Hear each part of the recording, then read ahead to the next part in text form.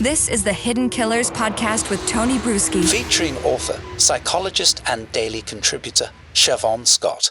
Adam Montgomery found guilty on all charges, including that of murdering his daughter, Harmony Montgomery. It was a heartbreaking case to watch.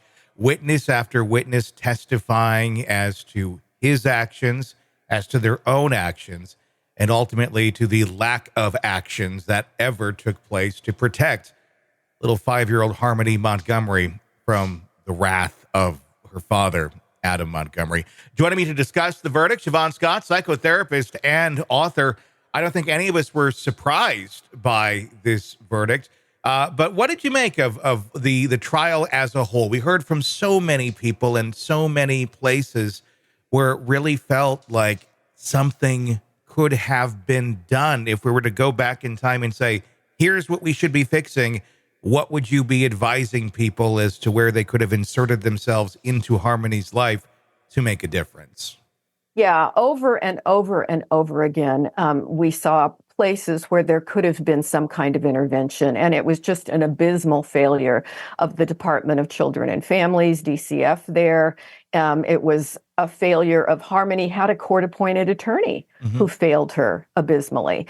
And then, of course, the tendency in this country to prioritize the rights of parents at the expense of the rights of children, which technically isn't really supposed to happen that way, but the way it plays out.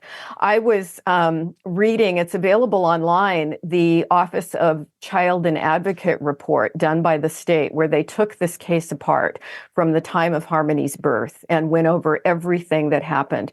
And they really identified very clearly where the failures were. And anybody who wants to read that can find it online. Just put Harmony Montgomery Office of Child Advocate report, and you'll be able to read the whole thing. But I'm reading now, this was a central finding from the report. Harmony's individual needs, well-being, and safety were not prioritized or considered on an equal footing with the assertion of her parents' rights to care for her in any aspect of the decision-making by any state entity.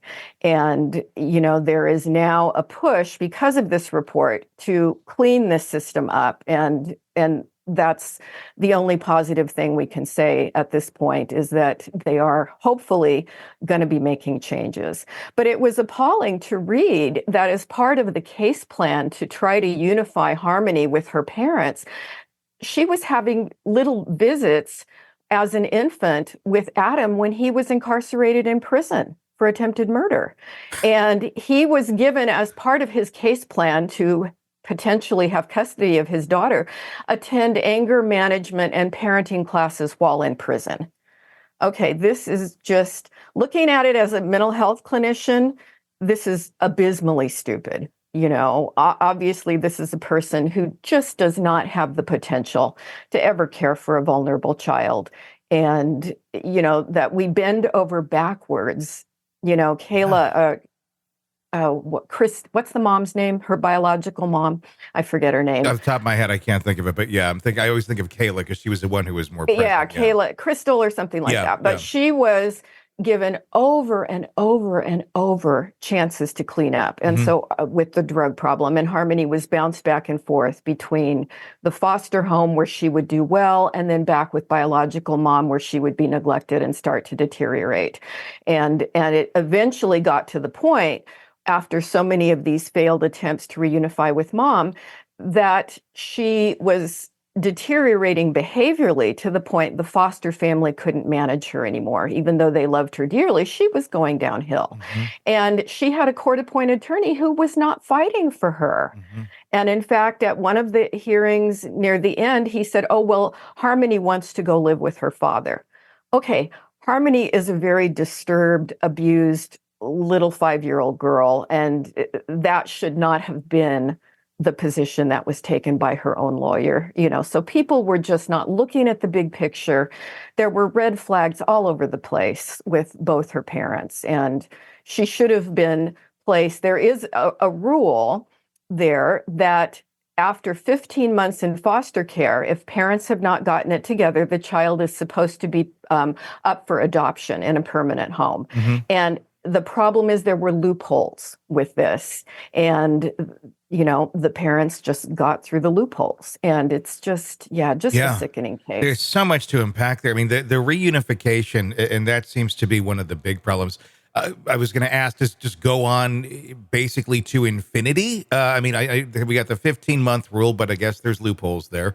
But let's say that it just keeps cycling through. Every 10 months, somebody wants to try and get her back out of foster care or wherever she's at, and just kind of bounce her around. I mean, at what point, is that just how the system works? And they just basically we're just bureaucratically following the bureaucracy and the rules without fully understanding or without fully taking into account the damage that it's doing to people like Harmony. Yeah. It's like, well, the rules say we got to do this and do that. And that, Harmony be damned, I guess, at the end of the day, as long as we keep following these things that we're supposed to do.